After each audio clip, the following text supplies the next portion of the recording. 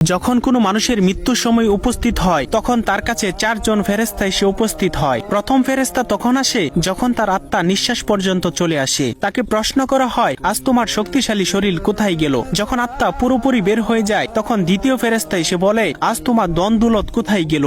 দুনিয়াতে জানিয়ে তুমি গর্ব করিতে। এরপর যখন জানাজা উঠানো হয় তখন তৃতীয় ফেরেশতা এসে বলে, আজ তুমি এমন এক লম্বা সফরে বের হচ্ছ যা এর আগে কখনো করো নাই। আজ তোমাকে এমন এক ঘরে শোয়ানো হবে যেখানে নিঃশ্বাস ফেলানোর জায়গা পর্যন্ত নেই। যখন তাকে কবরে শোয়ানো হবে তখন চতুর্থ ফেরেশতা এসে বলবে, কাল পর্যন্ত তুমি জমিনে চলাচল করেছ, আজ তুমি জমিনের নিচে শুয়ে আছো। কাল তুমি হাসছিলে, আজ তুমি কান্না করছো। কাল পর্যন্ত সবাই তোমার সঙ্গী ছিল, কিন্তু আজ তুমি একা। কোথায় তোমার আদরের স্ত্রী সন্তান যাদের জন্য তুমি মাথার ঘাম পায়ে ফেলে উপার্জন করেছিলে? আজ কেউ তোমার সঙ্গী হবে না, একমাত্র আল্লাহ ছাড়া। আপনি যদি আল্লাহ তাআলাকে ভালোবেসে থাকেন তাহলে ভিডিওটিতে একটি লাইক এবং চ্যানেলটি সাবস্ক্রাইব করুন এবং আল্লাহ তাআলার নামটি কমেন্টে লিখে যান।